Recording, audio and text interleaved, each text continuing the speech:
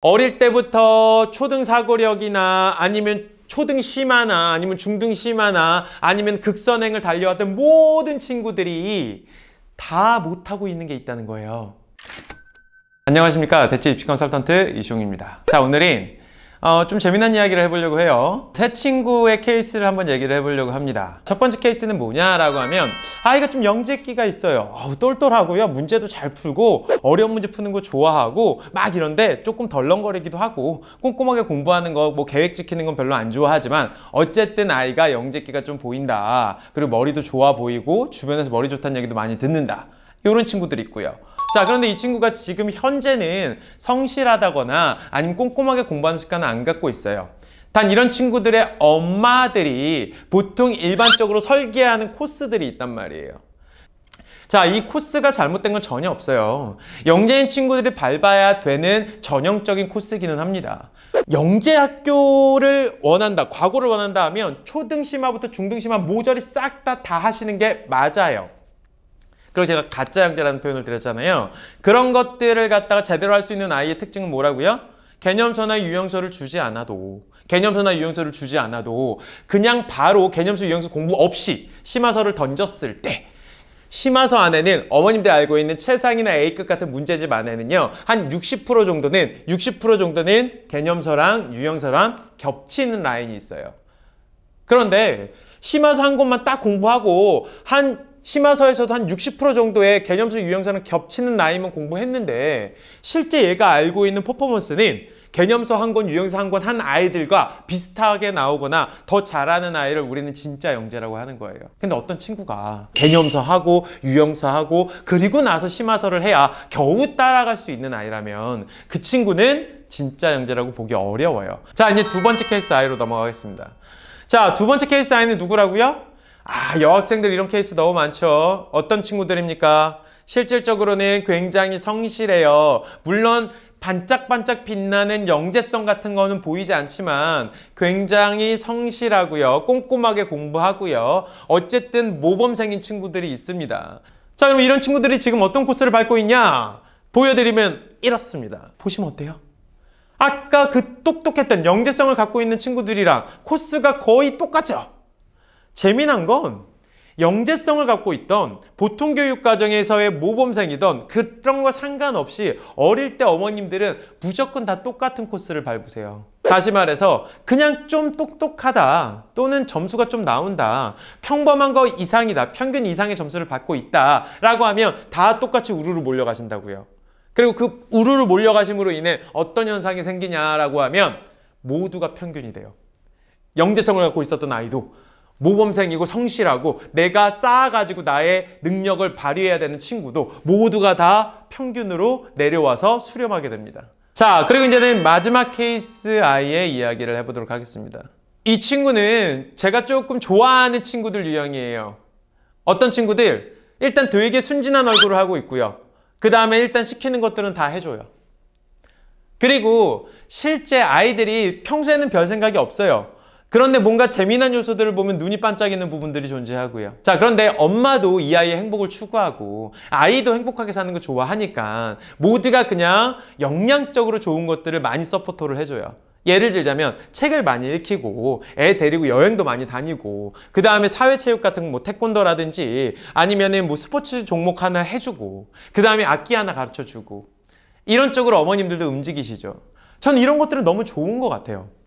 대한민국 입시가 너무 까칠하고 힘들기 때문에, 그렇기 때문에 그 입시 제도 안에 넣는 게 어릴 때부터 넣기는 너무 애들이 불행해 보이니까 나는 천천히 늘 거야 라는 마인드로 그냥 아이들이 키우면 좋은 역량들, 소양들을 갖다가 하나씩 정리정돈해 주는 건 너무너무 좋은 것 같아요.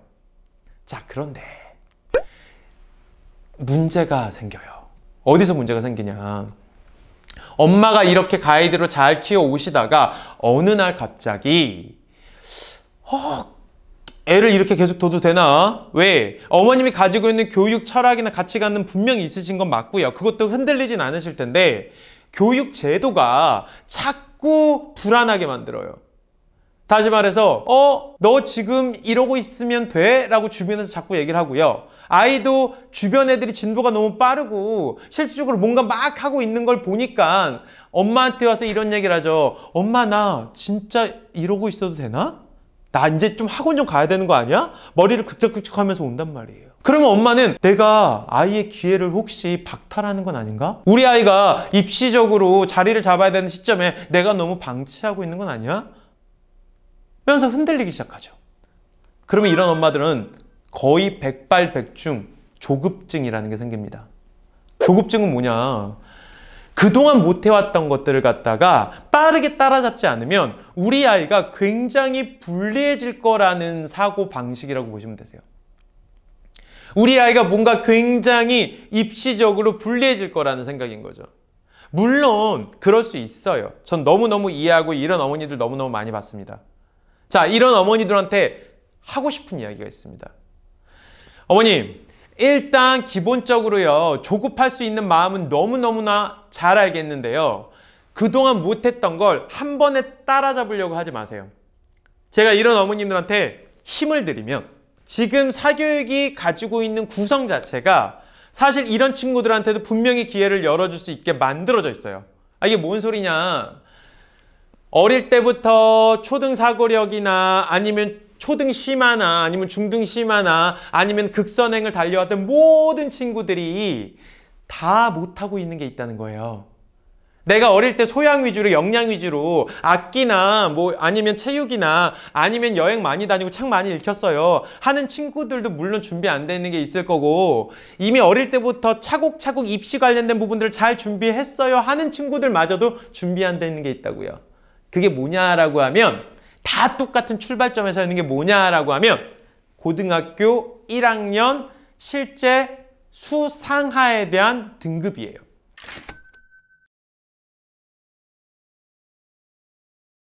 최근에 대치에서 많이 생기는 학원들이 있어요.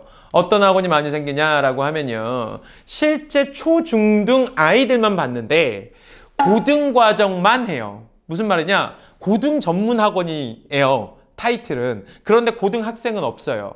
초, 중등 아이들 대상으로 고등 과정만 전문적으로 가르치는 학원들이 많이 생긴다. 그럼 이 현상은 왜 생기는 거냐? 실제 요즘 학력 인구가 감소하면서 사교육 시장에서 고등부 선생님들이 많이 남아요.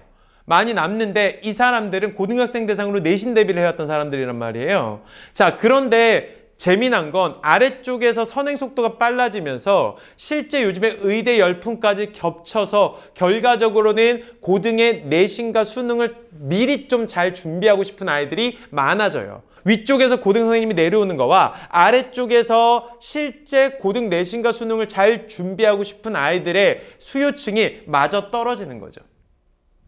그러면서 생기는 게 뭐다라고 하면 고등수학 전문학원인데 대상은 누구라고요? 초, 중등만 다닌다.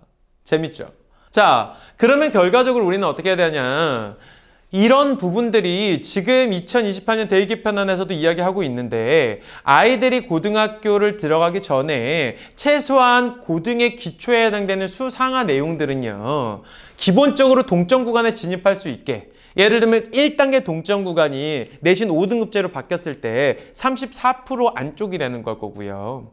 2단계 동점 구간, 그래도 좀 더 최상위권 대학을 원한다라고 하면 10% 안쪽이 될 겁니다.